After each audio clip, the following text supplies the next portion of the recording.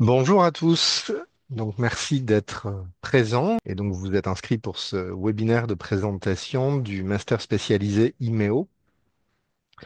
Donc, ce soir, on sera trois personnes à intervenir. Je vais donc vous présenter les grandes lignes en ce qui concerne l'école et les masters spécialisés en général et plus spécifiquement ce master spécialisé. Et puis sont également avec nous Monsieur Welter, qui est actuellement étudiant à l'école et qui suit ce master, qui est également connecté, et Madame Auger, avec qui nous étions en train d'échanger, et qui prendra la parole et qui interviendra sur le contexte administratif. Euh, alors, tout d'abord, un mot sur notre école, qui est donc l'école centrale Méditerranée, et qui est une grande école d'ingénieurs qui fait partie du groupe des écoles centrales. Notamment avec l'école centrale Lille, centrale Nantes, avec laquelle nous collaborons beaucoup, notamment sur les thèmes d'ingénierie marine, centrale Supélec, centrale Lyon et nous-mêmes. Et il y a également trois écoles centrales à l'étranger qui sont listées ci-dessous, à Pékin, à Mahindra et à Casablanca. Alors les masters spécialisés, tout le monde n'est pas nécessairement familier avec ce que c'est. Avant toute chose, il faut savoir que c'est une formation qui relève de la formation continue, donc qui est ouverte aux gens qui souhaiteraient faire une conversion professionnelle, mais qui est également accessible en formation initiale, qui correspond à peu près à un niveau de bac+6, puisque une des conditions d'admission est donc d'être titulaire d'un diplôme de bac+5, ingénieur ou équivalent. Et c'est un label qui est décerné par la Conférence des grandes écoles, qui certifie la qualité du programme, son lien et sa pertinence vis-à-vis des métiers identifiés comme en tension, en l'occurrence les métiers de l'éolien en mer. Donc pour être diplômé, il faut valider 75 crédits ECTS qui se répartissent en 45 crédits qui sont accordés à l'issue de cours et de projets à l'école et de 30 crédits qui sont validés par une thèse professionnelle, c'est-à-dire concrètement, il s'agit de réaliser un stage d'environ 6 mois. Et donc le but est d'avoir une lecture et une compétence très générale sur ce qui va constituer différents métiers, dont le cœur de filière est donc les énergies marines renouvelables et plus particulièrement l'éolien en mer. Alors, notre master spécialisé ingénierie marine et éolien offshore, il s'inscrit avant toute chose dans un contexte qui est le contexte de la transition énergétique. Donc, si vous êtes là, c'est que d'une manière ou d'une autre, vous devez être sensible à ce sujet. Excusez-moi, c'est un sujet qui est très actif dans le monde et notamment en France. En France, on a une trajectoire qui est assez clairement établie, qui a été établie par un rapport publié par RTE en octobre 2021, qui tente une projection des différents scénarios de transition énergétique que la France pourrait connaître à horizon 2050. Donc, un des graphiques clés est le graphique qui est présenté ici, qui présente la consommation d'énergie année après année en France et leur répartition dans le temps. Donc on voit qu'en pic, dans les années 2000, la France a consommé toute énergie confondue, environ 1800 TWh par an, et que le pays s'inscrit dans une décroissance de sa consommation énergétique. Mais il ne faut pas s'y tromper, cette décroissance porte surtout sur les énergies décarbonées qu'on voit en haut de graphique. Je ne sais pas si vous voyez ma souris dans cette partie-là du graphique. Et pour la partie qui nous intéresse, c'est la partie qui est couverte par le point d'interrogation, puisque cette décarbonation de l'énergie s'accompagne d'une augmentation de la production électrique, et donc toute la question est de savoir ce qu'on va être capable de produire comme énergie électrique nouvelle. Et donc, RTE établit ces différents scénarios, notamment le scénario sur lequel nous avons l'air de nous placer, puisqu'il a été depuis confirmé par l'exécutif français, prévoyait une production supérieure à 45 gigawatts en termes de puissance implantée dans les mers françaises, avec un objectif de déploiement à très court terme, puisqu'il s'étale de 2030 à 2050. Donc il y a des tas de projets qui s'inscrivent dans cette logique. Il y a des tas de parcs éoliens, posés ou flottants, qui sont en cours de construction et d'installation.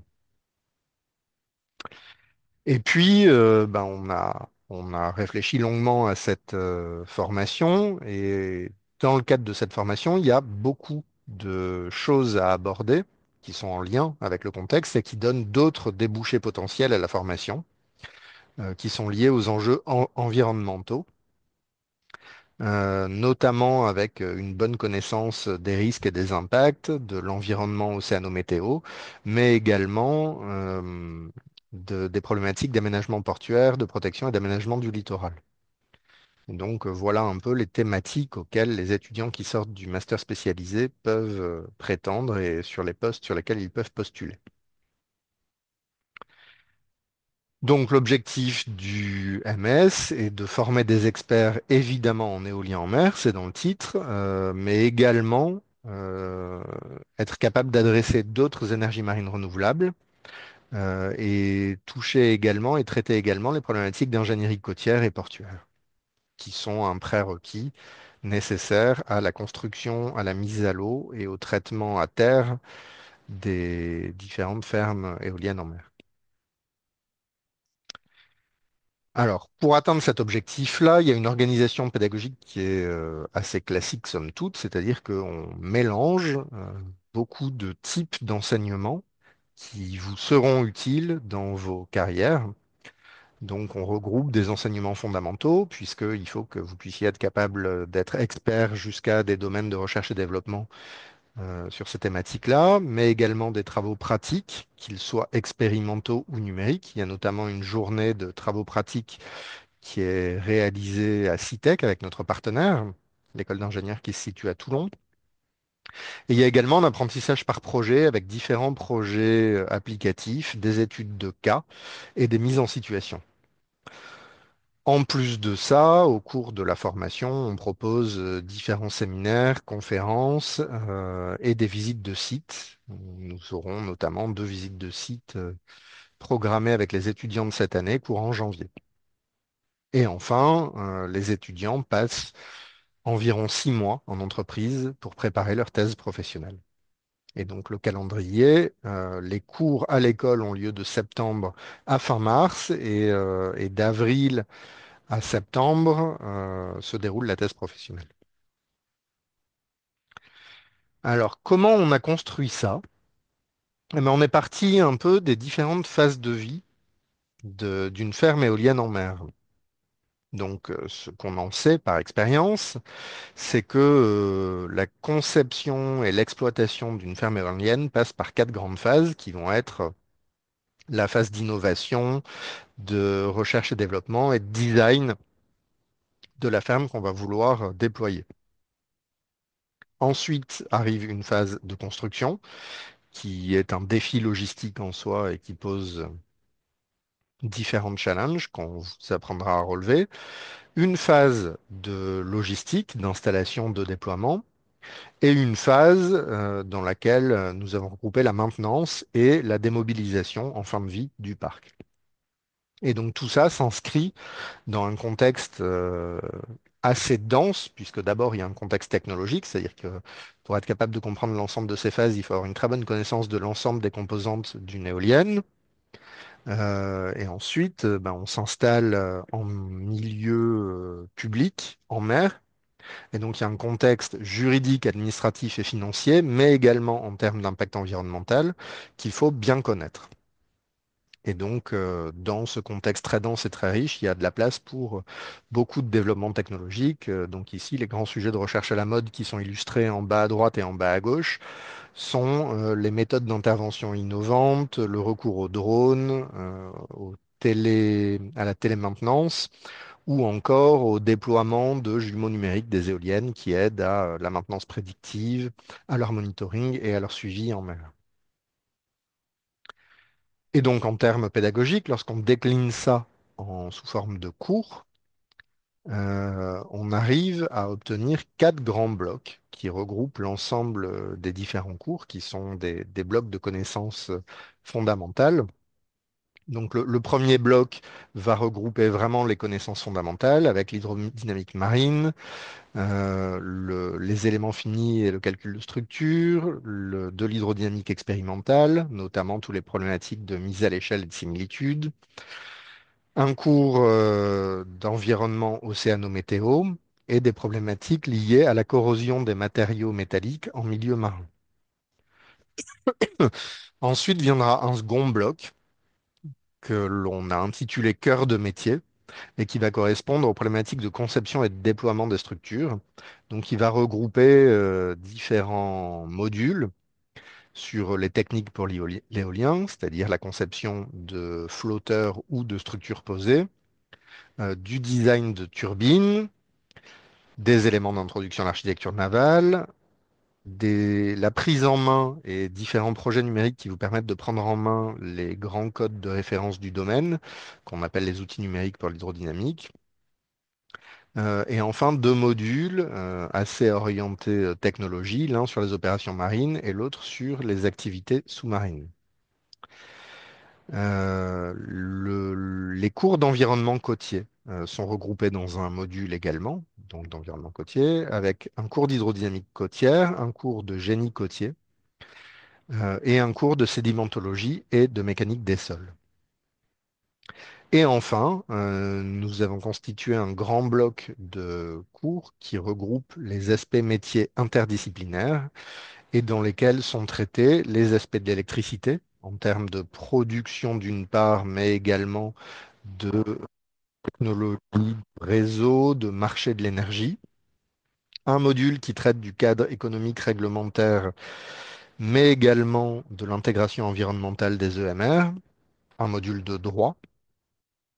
Et enfin, un module d'enjeux technologiques et économiques des énergies marines euh, qui va réaliser le difficile exercice d'établir le lien entre les aspects technologiques et les aspects financiers, c'est-à-dire comment la prise de risque technologique va se traduire dans le calcul du coût de l'énergie à l'échelle de la durée de vie de- des énergies marines que nous sommes en train d'analyser.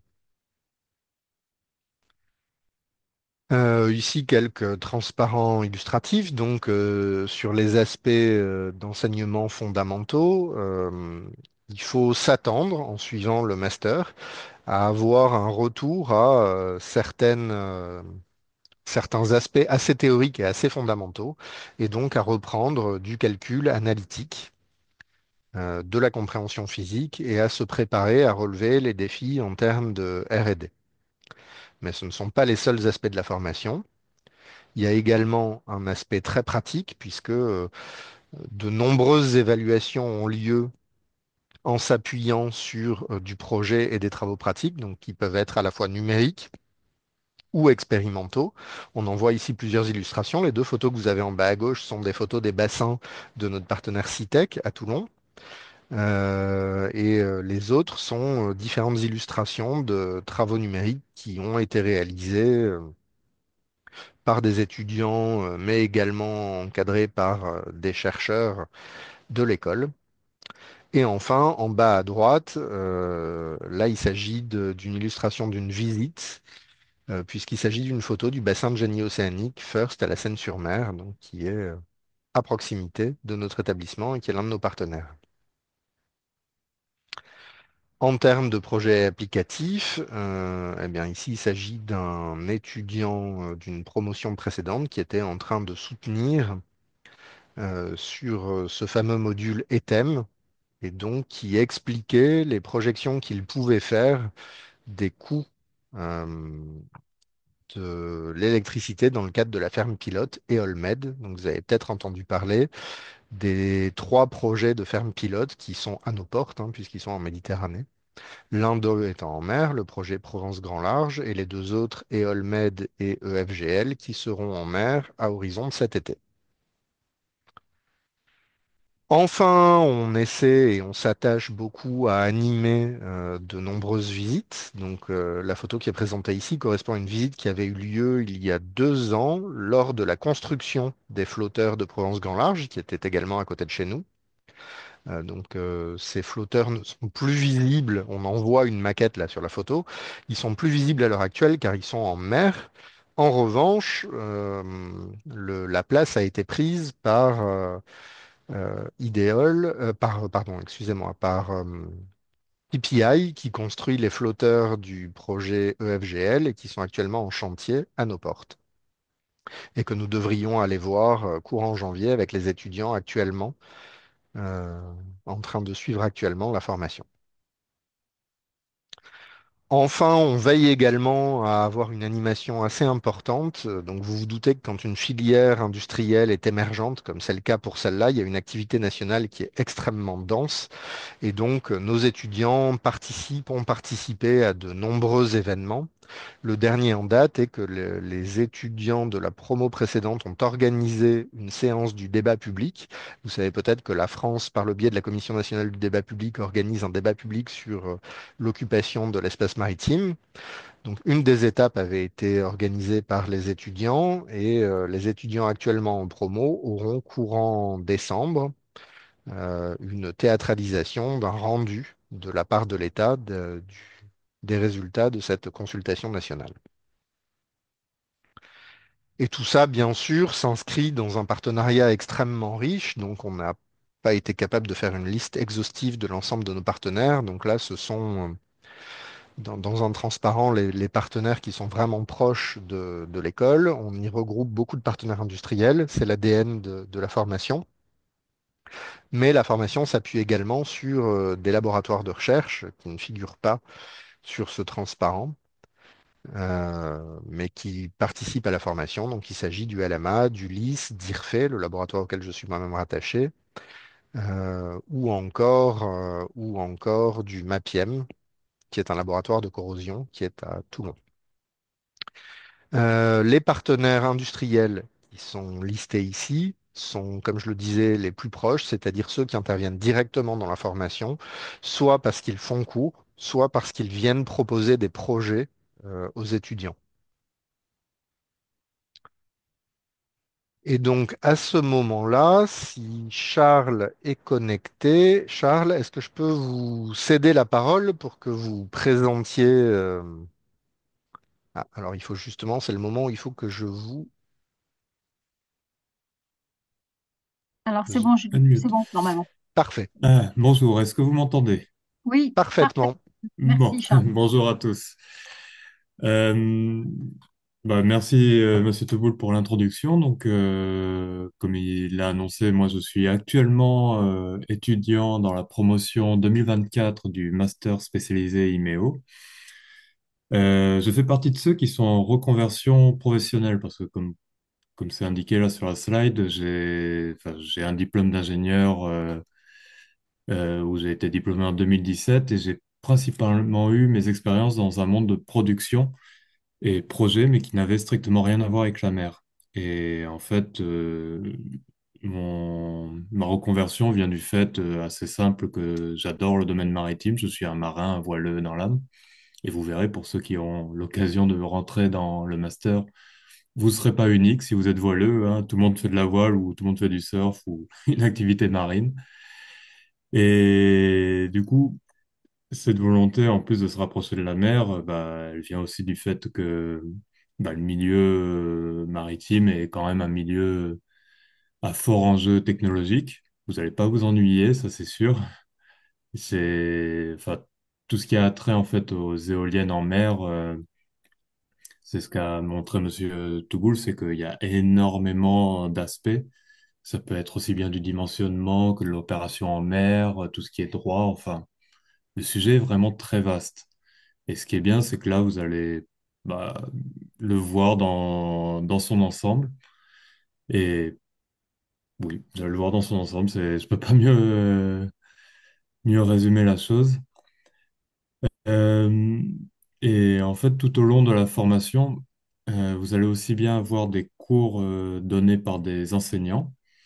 C'est ce que vous a montré Monsieur Touboul, c'est on aura des cours un peu plus magistraux, mais dans l'ensemble, il y a aussi énormément de cours qui nous sont donnés par des intervenants extérieurs, ce qui fait qu'on a un lien direct avec le monde professionnel et comment est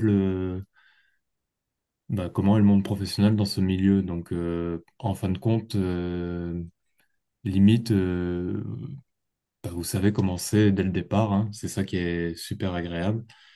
Vous avez aussi une grande période de stage de 6 mois, c'est comme une troisième année d'école d'ingé. Et dans l'ensemble, malgré le fait qu'on ait encore des cours magistraux, on a surtout des évaluations par projet.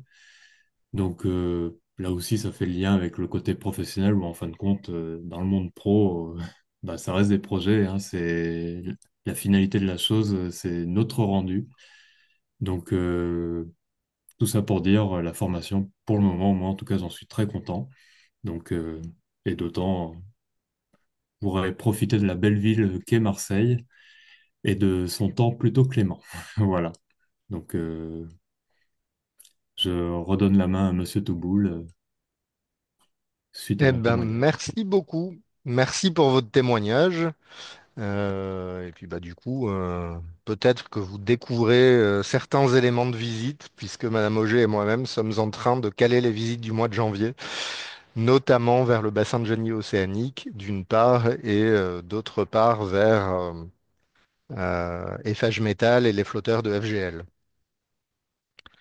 En tout cas, merci pour votre témoignage. Et donc, si on continue à avancer dans cette présentation, les questions que les gens qui se sont connectés et qui suivent peuvent se poser, c'est quid de l'après et quid de l'après IMEO. Donc évidemment, on est très concerné par cette question. Vous l'aurez compris, les masters spécialisés, c'est quelque chose qui est construit très très en lien avec l'industrie sur des sujets en tension, sur lesquels on a une très bonne vision en termes de projection de poste et des différents métiers qui vont être à pourvoir. Et donc sur ce transparent, on réalise un essai, une liste non exhaustive des métiers auxquels émargeront les gens qui suivront le master IMEO. Et donc, bah, en fonction des goûts, en fonction des affinités, on voit que tous ne se dirigent pas vers les mêmes carrières. Notamment, les premiers métiers prisés vont être celui d'ingénieur d'études ou ingénieur en développement, donc en développement projet. Plusieurs personnes passionnées d'environnement océano-météo deviennent ingénieurs spécialistes de ce domaine et donc ils s'orientent beaucoup plus vers la qualification et le recueil de telles données, mais également des ingénieurs calcul et des gens qui se spécialisent en calcul de structure, dimensionnement. Il y a de nombreux métiers qui sont en train d'émerger, qui correspondent aux métiers de la recherche et du développement, euh, en génie maritime d'une manière un peu plus large que les EMR, parce que, comme vous le savez, c'est un sujet qui est en pleine dynamique, en pleine mutation, et sur lequel beaucoup de questions assez fondamentales sont posées. Et sur des métiers un peu plus logistiques, on voit que certains de nos étudiants se passionnent pour un autre grand besoin, qui est le métier d'ingénieur travaux maritimes et installations, puisque là, vous vous doutez que là, on est en train de parler de projets à plusieurs milliards d'euros, avec des éléments qui pèsent plusieurs dizaines à plusieurs centaines de tonnes, et que la logistique, la mise en place, l'installation en milieu hostile, en mer, est quelque chose de très complexe. Donc c'est également un métier à part entière. Et enfin, il y a des métiers très orientés projet, que ce soit du suivi de la planification, de la préparation, avec une avancée de carrière qui peut mener jusqu'au métier de directeur de projet ou de directeur de ferme éolienne commerciale.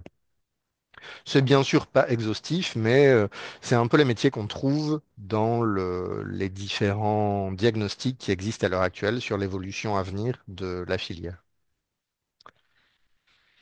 Et alors, si vous êtes intéressé et que vous souhaitez candidater, c'est le moment où je vais céder la parole à Madame Auger parce qu'elle est beaucoup plus compétente pour vous guider dans les démarches à entreprendre. Céline, Merci Julien. Alors, donc pour candidater, c'est assez simple. Nous avons mis en place la procédure pour ceux qui connaissent peut-être, en tout cas. C'est une plateforme de recrutement qui s'appelle e-candidat. Vous pouvez voir le lien qui s'inscrit sur ce slide et sur lequel on va vous demander de déposer plusieurs pièces qui compléteront votre dossier. Alors des pièces qui sont connues hein, dans toutes les candidatures, une lettre de motivation, un curriculum vitae, une lettre de recommandation, très important, le relevé de notes des 3 dernières années d'études, un justificatif de niveau B2 en anglais, on l'a mis en gras puisque c'est une pièce aussi essentielle. Votre carrière dans ces domaines-là se passeront peut-être et probablement en anglais, et tous les industriels nous l'ont dit, il est important, sinon nécessaire, que vous soyez à l'aise en anglais. C'est pour ça qu'on demande ce justificatif dès l'entrée dès l'entrée de votre formation IMEO, afin que ce soit bien clair pour vous que vous soyez des fluents en anglais. Je Euh, rebondis, Céline, 2 secondes sur ce point qui est fondamentalement important. Et je précise que dans notre conseil de perfectionnement, il y a plusieurs partenaires, et notamment EDF Renouvelable, qui nous a expliqué avoir déjà sélectionné des candidats, passé toutes les phases de recrutement, et en dernière phase, avec quelqu'un qui faisait parfaitement l'affaire, rejeté sa candidature au motif que le niveau d'anglais était insuffisant. C'est-à-dire que vraiment, l'ensemble des métiers ont lieu en anglais. Donc voilà, je te rends la voilà, parole, Céline. C'était pour insister et appuyer un peu plus ton propos. tout à fait. Et ensuite, bah, la pièce d'identité et puis les frais de dossier de 70 euros pour voir compléter ce dossier de candidature. Si votre dossier est complet et comment dire, voilà, qui correspond aux critères, nous vous recevrons sur le premier jury de recrutement 2025, qui aura lieu le 13 janvier 2025, dans l'après-midi. Ce jury est sous format Zoom. Ça permet aux personnes lointaines de pouvoir accéder facilement à cette première session de jury de recrutement. L'entretien dure, Julien, corrige-moi si je me trompe, à peu près une bonne demi-heure, dans Une lequel demi-heure, oui. voilà, on vous demandera de vous présenter, vous et votre projet professionnel, devant des membres du jury qui ensuite vous poseront des questions pour voir si vous pouvez suivre la formation et si cette formation vous apportera ce que vous attendez. Pour ceux qui souhaitent savoir le coût de l'année IMEO, c'est un coût qui est aujourd'hui de 8 000 euros. Voilà, pour un candidat. Pour les personnes qui viennent via leur entreprise, là, il faudra me contacter directement. Voilà. Qu'est-ce que j'oublie? Je pense que j'ai tout dit. Merci, Céline. Et donc, on va pouvoir terminer la partie présentation sur ce transparent, simplement pour rappeler la manière dont vous pouvez nous contacter. euh, et terminer sur cette jolie photo qui a été prise le jour de l'accueil de la promotion actuelle. Et c'est le moment où on sera ravi d'écouter vos questions et d'y répondre dans la mesure où on peut. Voilà, alors n'hésitez pas à vous manifester. Je vais essayer de vous donner le micro avec ce nouveau Zoom là que je pense maîtriser là. Donc, Mhm. soit vous êtes courageux et vous posez votre question au micro, soit il n'y a pas de souci aussi via le chat. On peut très bien aussi répondre à vos questions que vous aurez posées par écrit.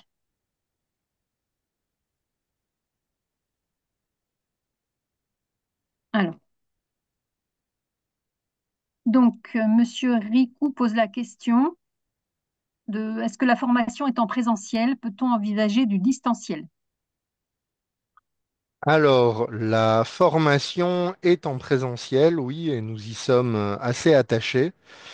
Non, on ne peut pas vraiment envisager de distanciel. Clairement, on va répondre par la négative sur cet aspect-là, parce que on a quelques cours en distanciel ponctuellement, mais mais je pense que ça doit représenter 2 ou 3% du total de l'enseignement, avec des aspects travaux pratiques et beaucoup, beaucoup, beaucoup d'interactions qui sont tout à fait construites pour avoir lieu sur place. Donc on a écarté cette possibilité au fur et à mesure de l'évolution du master spécialisé.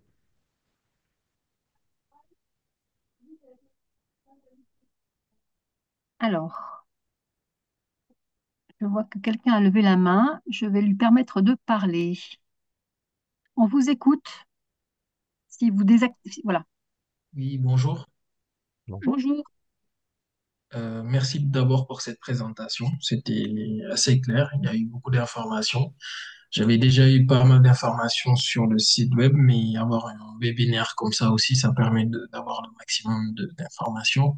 J'ai deux questions. Il y en a une qui concerne l'admission, parce que de base, sur le site web, j'avais vu que les dossiers de candidature se transmettaient par mail directement. Et c'est cette année que ça a changé et que ça se fait sur e-candidat, c'est ça? Tout à fait. C'est D'accord, ça, ok. je confirme. Effectivement, parce que j'avais déjà envoyé un dossier de candidature il y a 1 ou 2 semaines, donc je vais peut-être refaire la même sur e-candidat. S'il vous plaît, c'est voilà, c'est la nouvelle procédure. Très bien, ça marche. C'était juste pour confirmer. Et la deuxième question est un tout petit peu plus technique. Ça concerne les logiciels de simulation et de conception que vous utilisez pendant la formation. Est-ce que vous pouvez me donner des noms de logiciels utilisés dans la simulation numérique et la conception? Alors, il y en a beaucoup. Il y en a beaucoup. Pour ce qui est des modèles de propagation de houle et d'agitation portuaire, nous nous appliquons sur un logiciel qui est maintenant en open source, qui s'appelle Telemac. Pour ce qui est de la réponse des corps flottants, des efforts sur les lignes d'ancrage, mais également des efforts de pales et de mâts, on s'appuie sur une suite logicielle qui est développée par un de nos partenaires historiques qui s'appelle Principia, et les logiciels s'appellent Diodor et DeepLines. Pour ce qui est du calcul de structure, nous nous appuyons sur Abacus, mais il y a également énormément d'utilisation de MATLAB. Et au fur et à mesure des projets, on est amené, les étudiants peuvent être amenés à utiliser d'autres logiciels. Pour les projets de cette année, par exemple, il va y avoir certains étudiants qui vont faire de la CFD en 6, des étudiants qui sont en train de se saisir de la suite logicielle Orsina avec OrcaWave. Je ne suis même pas sûr que ma liste soit exhaustive. Non, elle ne l'est pas. Il y a également des logiciels propriétaires de l'INRAE avec CastorDig, par exemple. Enfin bref, on essaie d'avoir une couverture assez générale de l'ensemble des logiciels qui ont trait à ces métiers. Et si je peux me permettre, Julien, il y a aussi une remise à niveau en début d'année sur MATLAB. Absolument. J'ai cité MATLAB, mais sans préciser que nous veillons à vous remettre à niveau sur cet aspect-là. Alors, je vois D'accord. d'autres. Ah, pardon, il y avait encore une question? Oui, Non, non, non, c'est tout bon. Merci beaucoup. très bien. Des questions par écrit qui sont arrivées entre-temps. On me demande le taux de recrutement après la formation. Ah, c'est quelque chose que nous avons sorti des transparents par souci de conclusion. Pour l'instant, donc la formation n'est pas très âgée, mais pour l'instant, nous sommes très fiers d'annoncer que 100% des étudiants ont trouvé du travail dans un délai assez bref après la formation, et qui plus est, ils l'ont trouvé dans le domaine. Donc pour l'instant, on maintient un taux d'insertion de 100%. Une dernière question. Les enseignements sont-ils tous en français ou aussi en anglais? Certains sont en anglais, mais assez peu pour l'instant. Il y a notamment le cours d'hydrodynamique côtière qui sera dispensé en anglais, et également le cours de Wind Turbine Design qui sera dispensé en anglais. Ok, une dernière question encore concernant la CAO, Creo, Katia, SolidWorks, pour l'interrogation. Alors ça, c'est une question à laquelle on ne répond pas de manière très satisfaisante. On est parti sur de la résolution par élément fini. Et on n'a pas vraiment le temps de s'appesantir sur de la CAO. Mais il faut quand même savoir qu'il y a des formations de CAO, notamment faites par l'un des intervenants de l'école qui est expert de ce type de domaine. Et donc, eh ben, à l'école, pour l'instant, nous nous appuyons en priorité sur Katia, qui est disponible à l'école, pour lequel il y a des licences. Et bien évidemment, vous pouvez être amené à vous en servir dans le cadre des projets. Mais on n'a pas de cours dédié à l'heure actuelle dans la maquette.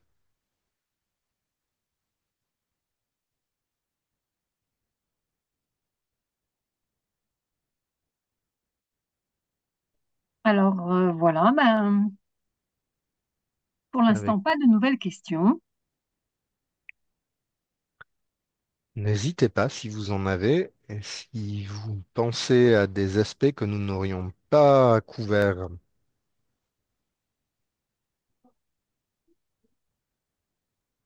J'en profite pour poser une autre question parce que je vois que Mhm. le micro est toujours disponible.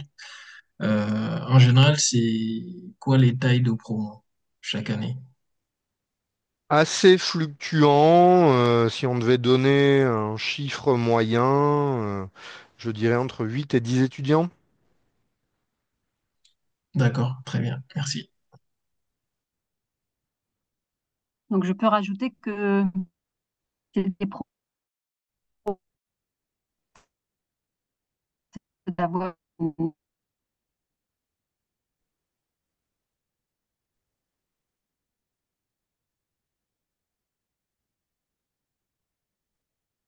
Ah, alors une question qui des clubs ou des activités nocturnes.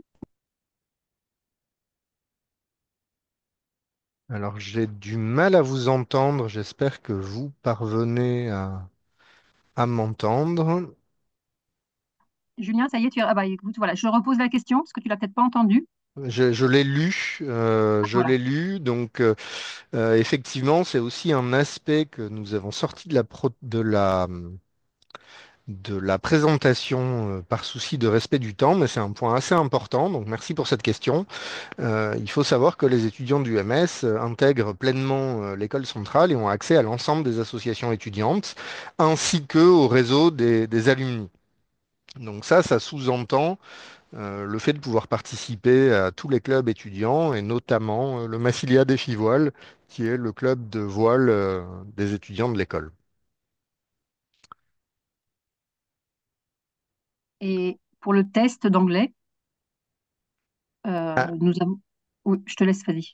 vas-y, Non, je les ai plus tous en tête, mais il y en a cinq, six qui sont très connus, dont le TOEIC pour le niveau B2, mais il y en a d'autres aussi. Ils sont présentés dans la plateforme e-candidat. Je les remets, je redonne le nom des six tests ou cinq, je ne sais plus, que nous acceptons pour justifier le niveau d'anglais.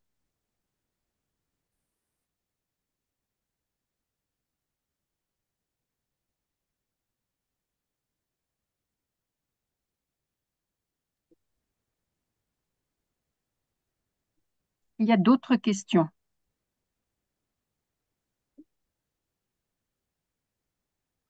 n'hésitez pas, on a encore quelques minutes de disponibilité à passer avec vous.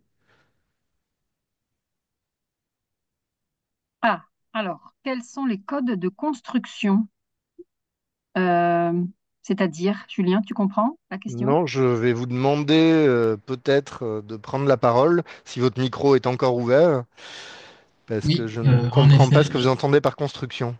en effet, j'ai toujours accès au micro. En fait, la question, c'est plutôt tout ce qui est réglementation de conception. Parce que dans l'industrie en général, par exemple dans le nucléaire ou dans l'énergie, il existe des codes de construction, par exemple. Il y a l'EN, du coup, pour régulariser et contrôler des équipements qui sont construits? Par exemple, est-ce qu'il y a une réglementation sur laquelle vous travaillez ou sur laquelle vous donnez des cours pour les étudiants? Alors, oui, pour l'existence de la réglementation, les cours, on voit ça au fur et à mesure, c'est-à-dire qu'on en parle à des tas de moments dans les cours, on ne fait pas de cours spécifiques sur la réglementation parce qu'elle est beaucoup trop riche et beaucoup trop dense. Il faut savoir que dans le monde maritime, on est gouverné par ce qui s'est fait à une certaine époque dans le monde de l'architecture navale plus spécifiquement, et on s'appuie sur les sociétés de classification. Et donc les sociétés de classification, il en existe beaucoup. Il y en a notamment une en France qui s'appelle le Bureau Veritas. Chacune édicte des règles euh, très denses. Donc ça va de l'épaisseur de coque qu'il faut donner à un pétrolier, à la présence ou non, aux paramètres qu'il faut donner dans votre modèle lorsque vous rajoutez des Eve plates sous vos flotteurs. Donc c'est bien évidemment quelque chose dont on ne peut pas donner une lecture exhaustive. Et ça, c'est vraiment le savoir-faire de l'ingénieur en sortie de formation. Et en général, chaque entreprise développe une procédure qui lui est propre pour se mettre en conformité. Mais c'est assez similaire à ce qui se fait dans l'aéronautique, c'est-à-dire qu'il y a un dialogue en fait constant avec la société de classification sur l'interprétation de telle ou telle règle dans le cadre du design que vous êtes en train de développer. Très Donc bien, oui, il existe une réglementation spécifique. Chaque entreprise développe sa propre procédure de mise en conformité. Dans la formation, on en parle à plusieurs reprises, notamment sur les grands classiques, les points sur lesquels elles tombent toutes d'accord ou ce qui peut être fait dans des évaluations très précises de certains paramètres. je comprends cette question. En école d'ingénieur, ou en tout cas dans certaines écoles, on ne parle pas forcément de cet aspect réglementation quand il s'agit de calcul de conception de structure. Il y a des écoles où on ne sait même pas qu'il existe des bureaux de contrôle on va dire, régulent ce genre d'équipement. Mais oui, c'est bon de savoir que dans cette formation, c'est quand même mentionné dans différentes parties. Et même n'étudier pas spécifiquement le code, c'est bien de savoir l'existence et à quel moment il faut l'utiliser. Après, le reste, ça va se faire en entreprise, bien évidemment, avec les classes society comme DNV ou BV. En tout cas, merci pour Je vous en prie. Julien, il y a d'autres gens qui sont arrivés. Alors, les codes de construction, oui, la fenêtre descend pas Quelqu'un toute demande seule. les prérequis d'admission à la formation. Ah, Alors, le tout j'arrive à diplôme lire la d'ingénieur, question oui, des prérequis. ouais, je suis sur la question des prérequis. Donc, quelqu'un Voilà. d'anonyme. Néanmoins, c'est une question qui est vraiment importante parce que c'est à peu près ce qui dicte, enfin, ouais, c'est un des aspects que nous couvrons très en détail pendant le jury d'admission. C'est-à-dire que la question qu'on se pose avant de vous admettre ou pas, c'est si on se sent et on se juge capable de vous diplômer ou pas. Donc, on va s'assurer que vous ayez des prérequis suffisants pour pouvoir suivre ces choses-là, et donc des prérequis suffisants. Les points sensibles en particulier, c'est votre aptitude à vous remettre en face des cours les plus théoriques. Donc, qui vont être le cours d'hydrodynamique marine, le cours d'hydrodynamique côtière, euh, probablement dans sa nouvelle version le cours de calcul de structure et d'éléments finis. Et donc ça s'appuie ça sur de solides connaissances en mécanique des milieux continus et en mathématiques appliquées. C'est-à-dire qu'en gros, il faut que vous ayez déjà eu des cours en mécanique des solides déformables, en mécanique des fluides et ou en équations aux dérivées partielles d'un point de vue plus mathématique. Donc ça, j'espère que ça répond à cette question-là. Donc bien évidemment, je ne reviens pas sur ce que vous mettiez dans la question, à savoir l'anglais et à savoir le fait d'être déjà titulaire d'un Bac+5. Ensuite, je vois apparaître une question, combien avez-vous d'autres jurys de recrutement prévus plus tardivement pour la prochaine saison? Céline, tu pourras peut-être m'aider. Dans ma tête, on en a déjà programmé deux. Je pense qu'on en programmera trois. Et les années où on a beaucoup de demandes, il nous est arrivé d'en programmer 4.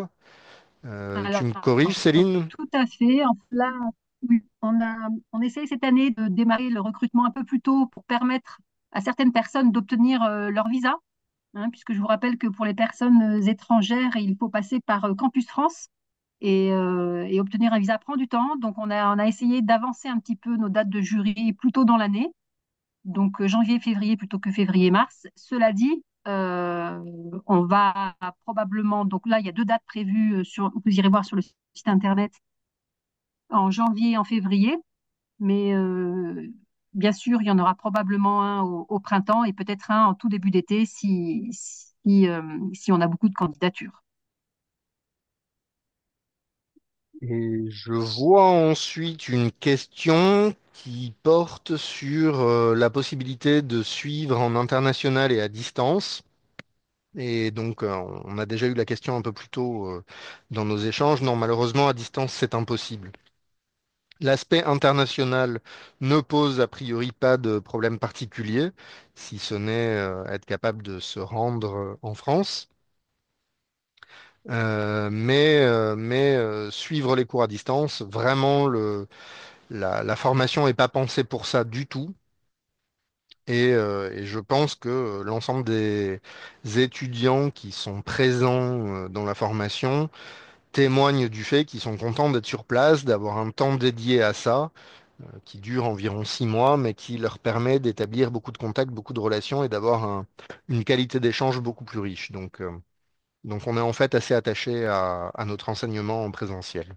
Alors, pour la question de l'admissibilité d'un candidat, elle est valide pendant 2 ans. C'est-à-dire que si vous pouvez suivre la formation, si vous êtes reçu au jury de recrutement, mais que vous ne pouvez pas, par exemple, vous n'avez pas votre visa ou je ne sais quoi, vous pouvez nous ressolliciter pour la rentrée d'après. Oui, un grand Peut-être merci. Si vous n'avez plus de de questions, questions. ben, peut-être à bientôt, pour certains Mhm. d'entre vous, et bonne fin de soirée. Ah, j'ai encore un petit mot. Ah, ben non, c'est des remerciements, mais merci à vous aussi. Merci à vous. Passez une très bonne soirée.